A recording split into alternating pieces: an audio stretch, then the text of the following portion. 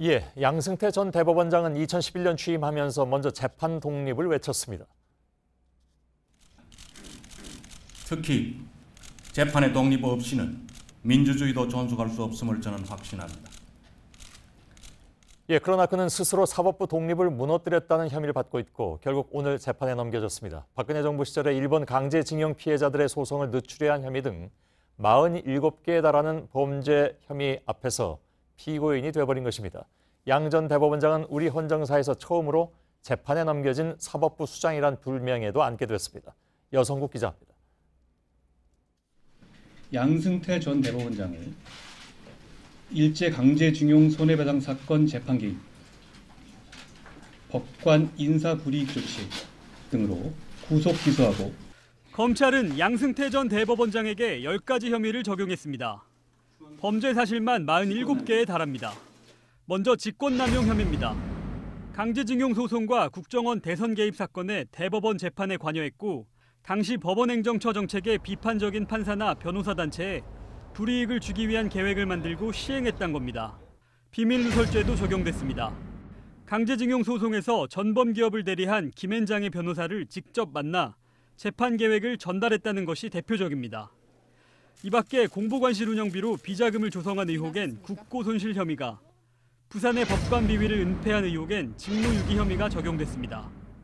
검찰은 앞서 구속영장이 기각된 박병대 고영한 전 대법관도 불구속 상태로 함께 재판에 넘겼습니다. JTBC 여성국입니다.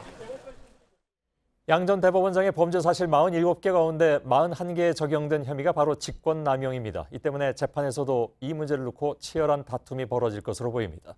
최윤경 기자입니다.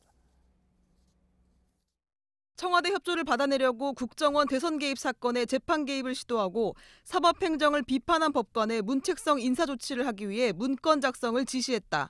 검찰이 밝힌 양승태 전 대법원장의 혐의엔 문건 작성을 지시했다거나 상황을 파악해 보고를 지시했다는 표현이 많습니다. 특정 재판에 영향을 주려고 법원 행정처 판사들에게 문건을 만들게 했다는 이른바 직권남용 혐의입니다. 유죄로 결론 날 경우 최대 징역 5년이 선고될 수 있습니다. 양 전 대법원장은 수사 내내 이런 지시를 한 일이 없다거나 아랫사람이 알아서 한 것이라는 취지로 답해왔습니다. 앞으로 시작될 재판에선 당시 지시들이 양 전 대법원장의 직무 범위 안에 들어있었는지 등이 최대 쟁점이 될 걸로 보입니다. 한편 양 전 대법원장은 재판 대응을 위해 판사 출신의 이상원 변호사를 추가로 선임했습니다. 이 변호사는 직권남용 혐의 등이 적용된 문학의 블랙리스트 사건에서 김기춘 전 실장도 변호하고 있습니다. JTBC 최윤경입니다. 박근혜 전 대통령이 연루된 국정농단 사건이 대법원 전원 합의체에서 다뤄지게 됐습니다. 박 전 대통령과 이재용 삼성 부회장 등이 주고받았다는 뇌물의 액수가 2심까지 서로 다른 만큼 통일된 결론을 내기 위한 것으로 해석됩니다. 재판도 그만큼 빨라질 것으로 보입니다. 강현석 기자의 보도입니다.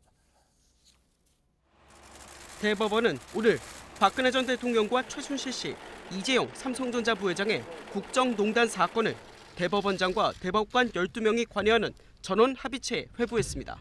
내용이 사실상 같은 3개의 사건을 같이 판단하겠다는 취지입니다. 대법원은 오는 21일 세 사건에 대한 첫 심리를 비공개로 진행할 예정입니다. 앞서 2심이 진행되는 동안 판단이 다른 부분이 있었습니다. 박 전 대통령과 최 씨가 받았다고 인정된 뇌물액은 2심까지 약 87억 원. 그런데 이 부회장의 2심은 1심과 달리 36억 원만을 뇌물로 줬다고 판단했습니다. 말 구입비와 영재센터 후원금을 뇌물로 보지 않았기 때문입니다. 주었다는 뇌물과 받았다는 뇌물의 액수가 서로 다른 상황에서 앞으로 전합에서 어떤 결론이 내려질지 주목됩니다. 또 세 사건을 같이 심리하기 때문에 재판 속도도 빨라질 것으로 보입니다. JTBC 강현석입니다.